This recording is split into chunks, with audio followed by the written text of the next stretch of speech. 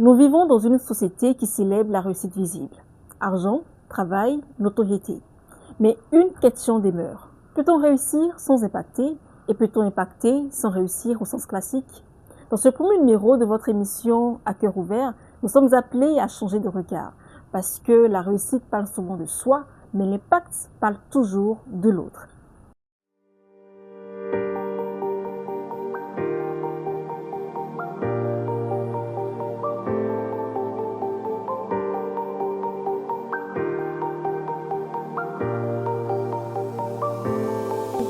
Bonjour et bienvenue dans À cœur ouvert, l'émission qui enseigne, libère et élève les femmes selon les standards divins. Sur cette plateforme, nous parlons d'identité, des blessures et de guérison intérieure. Nous parlons de foi, de leadership des femmes, de transformation et d'impact. Aujourd'hui, justement, nous allons parler d'impact. Le thème de ce numéro, c'est réussir ou impacter. Mais avant d'entrer dans le vif du sujet, il convient de comprendre ce qu'on entend par réussite et impact. Alors j'ai fait quelques recherches pour vous et j'en suis arrivée à cette conclusion. Réussir, c'est généralement le fait d'atteindre ses objectifs personnels. Réussir, c'est obtenir une reconnaissance sociale.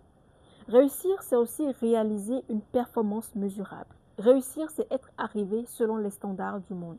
Parce que oui, nous vivons dans un monde où certains codes permettent de définir une personne qui a réussi ou pas, soit de par son patrimoine, de par son niveau d'intelligence, de par sa richesse matérielle, de par sa richesse financière, etc., etc. Mais attention, on peut réussir sans avoir de l'impact. On peut réussir sans réellement transformer des vies. Si tel est le cas, comment peut-on définir une personne qui a réellement de l'impact? Être impactant ou être une personne qui a de l'impact, c'est influencer positivement des vies. C'est laisser une trace durable. C'est élever, c'est éveiller, c'est guérir, c'est inspirer les autres, dépendamment du domaine dans lequel vous évoluez, bien sûr. C'est aussi semer dans la vie des personnes. Et lorsque je parle de semence, il ne s'agit pas nécessairement d'argent. Je peux semer dans la vie d'une personne en termes de temps. J'accorde du temps à une personne pour partager le minimum de connaissances que j'ai dans un domaine spécifique. Ou alors j'accorde du temps à une personne en lui prêtant une oreille attentive. Parfois, les gens n'ont pas besoin de solutions, ils ont simplement besoin que vous leur prêtez une oreille attentive parce qu'ils traversent une période difficile. Tout comme je peux semer dans la vie de quelqu'un en termes d'argent. Donc, je partage mon bien financier avec quelqu'un qui se retrouve dans le besoin. Il faut aussi comprendre que l'impact ne se mesure pas toujours immédiatement, mais il se reconnaît dans les fruits que l'on porte sur le long terme. Quand on dit qu'une personne est impactante, cela signifie aussi qu'elle a compris son rôle. Elle assume sa responsabilité. Elle agit et sert avec intention, pas avec ego. C'est une personne qui connaît la raison de son existence. C'est une personne qui connaît sa mission de vie. Et c'est une personne qui marche étant alignée avec la raison de son existence. Cet appel que cette personne porte n'est pas tourné vers elle. Elle est toujours tournée vers les autres. Lorsque vous venez sur Terre avec un appel, avec une mission, avec un fardeau, ce n'est jamais tourné vers vous-même. C'est d'abord et avant tout pour les autres. Vous servez les autres. Vous partagez ce que vous avez reçu de Dieu comme don, comme talent, comme potentiel aux autres. Et donc, vous ne vous vantez pas du fait d'avoir tel talent, tel don, tel potentiel.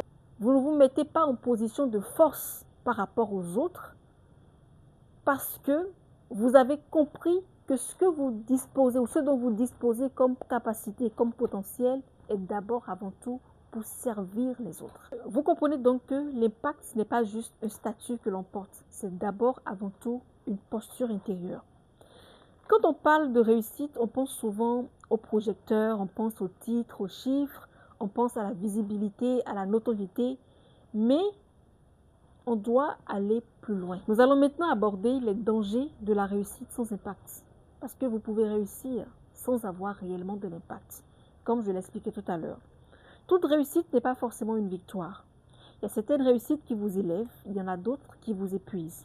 Le premier danger, souvent invisible, mais profondément destructeur, c'est le vide intérieur. Le vide intérieur. Il y a beaucoup d'artistes, de nombreuses célébrités mondialement connues qui ont avoué s'être sentis vides malgré la victoire. Par exemple, il y a DJ Avicii, une superstar de la musique suédois âgée de 28 ans, mondialement connue, qui disait avoir tout réussi sauf sa paix intérieure. Malheureusement, il s'est tragiquement donné la mort. Dans Marc 8, 36, on lit ceci. Que servirait-il à un homme de gagner le monde entier s'il perdait son âme? Si une star telle que DJ Avicii, malgré toute la gloire, malgré tous les honneurs, malgré tout le succès qu'il pouvait avoir, en est arrivé à dire qu'il avait tout réussi sauf sa paix intérieure, il faut se poser des questions. Il faut se poser de vraies questions. À quoi servirait à un homme de gagner le monde entier s'il perdait son âme? Nous devons nous poser de réelles questions. Pourquoi est-ce que j'aspire réellement à cette réussite? Cette réussite, est-ce que je la veux simplement pour mon bien personnel, pour me glorifier, pour avoir l'honneur, les applaudissements du monde, des autres? Ou est-ce que je veux réussir pour avoir de l'impact sur la vie des autres?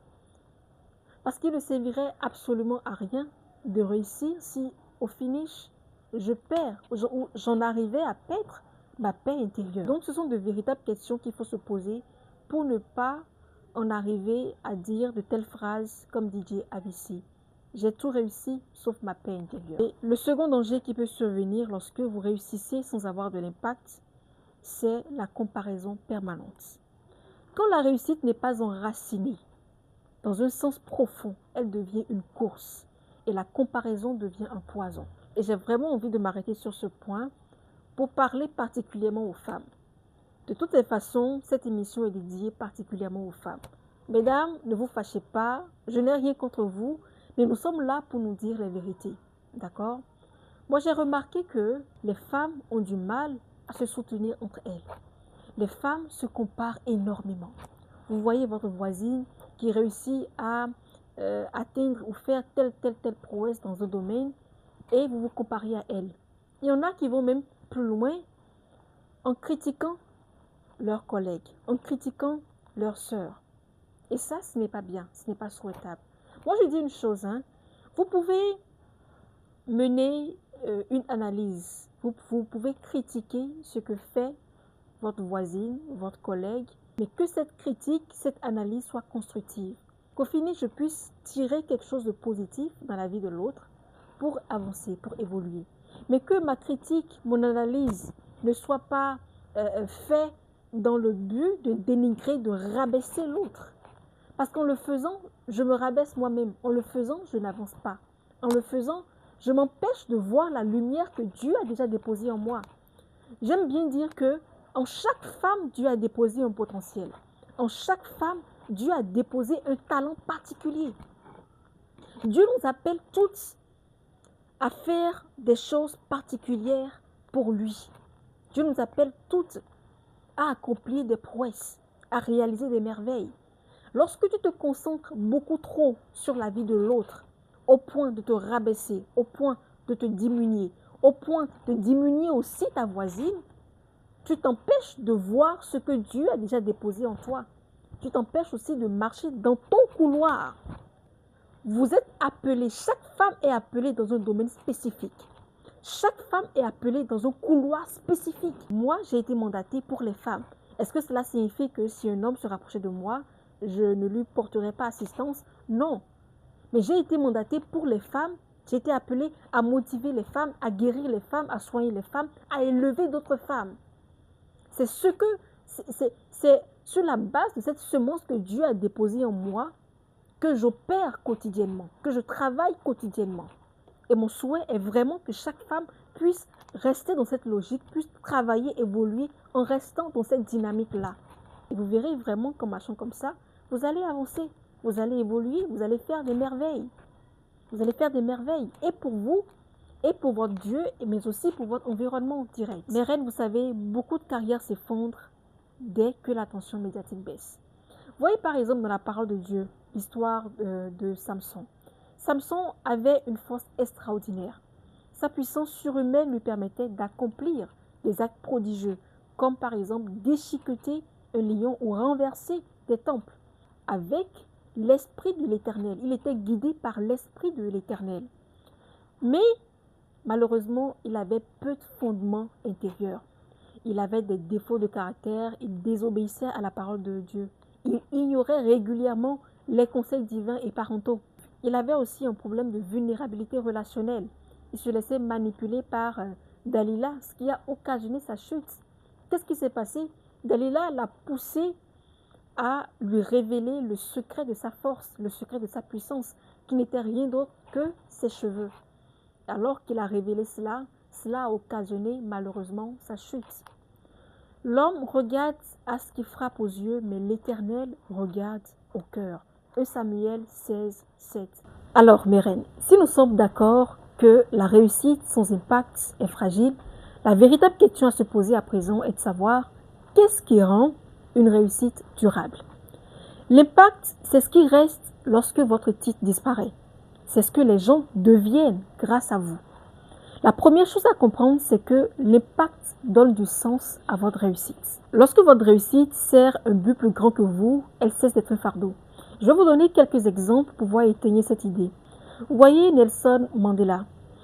Il est devenu une figure majeure de la lutte contre l'apartheid. Il n'était pas l'homme le plus riche, mais son impact a changé une nation. Et jusqu'à ce jour, nous continuons de nous servir de cette histoire pour pouvoir étayer des idées. Voyons aussi l'exemple de Mère Teresa. Mère Teresa a impacté le monde. Pendant plus de 45 ans, Mère Teresa a travaillé pour les pauvres, pour les malades, pour les orphelins et les mourants. Elle ne s'est pas limitée à elle, à ses besoins personnels. Elle a pensé aux autres. Elle a tourné son regard vers les autres. Elle a influencé les autres. Elle a apporté de la valeur ajoutée à son environnement, à ceux qui étaient dans le besoin. Et ça, c'est un impact réel. La deuxième chose à retenir, c'est que l'impact humanise le succès. L'impact transforme le succès en service. Steve Masiyiwa, il a utilisé sa réussite pour l'éducation et la santé en Afrique. Vous voyez aussi l'exemple de Jésus qui a lavé les pieds de ses disciples. Quelle humilité! Celui qui est venu sauver l'humanité, celui qui s'est donné à la croix pour nos péchés. S'il en est arrivé jusqu'à laver les pieds de ses disciples, cela signifie qu'il y a une puissance, il y a une force dans le fait de se mettre au service des autres. Et la parole en parle encore d'ailleurs mieux dans Matthieu 23, 11. Le plus grand parmi vous sera votre serviteur. Tu dois servir les autres. Plus tu veux être grand, plus tu veux être positionné ici, là, tu dois apprendre à être au service des autres. Ça, c'est la marque des grands. La troisième chose à retenir, c'est que l'impact crée un héritage et dépasse les générations. Le succès s'achève avec la vie, mais l'impact traverse les générations. L'impact va vraiment au-delà de ce que vous faites dans les médias. L'impact, c'est ce que l'on continue de retenir de vous des années plus tard. C'est la trace que vous laissez. C'est la marque déposée que vous laissez de vous des années plus tard, au point où on continue de parler de ce que vous avez fait dans le temps. Pourquoi est-ce que Abraham est encore appelé le père de la foi? Pourquoi est-ce que l'apôtre Paul impacte encore le monde 2000 ans plus tard? Dites-moi pourquoi est-ce que les écrits de Martin Luther King continuent d'éduquer jusqu'à ce jour? C'est parce qu'ils ont laissé une trace particulière. C'est parce qu'ils ont marqué leur époque. C'est parce qu'ils ont marqué leur histoire. Le contraire n'aurait pas permis à ce que nous continuions de parler d'eux, de les citer comme exemple lorsque nous abordons tel ou tel autre sujet aujourd'hui. Et pour terminer, mesdames, j'aimerais que vous reteniez que les personnes qu'on n'oublie jamais ne sont pas toujours celles qui ont le plus réussi, mais plutôt celles qui ont le plus impacté. Donc, ne poursuivez pas seulement la réussite, poursuivez l'impact.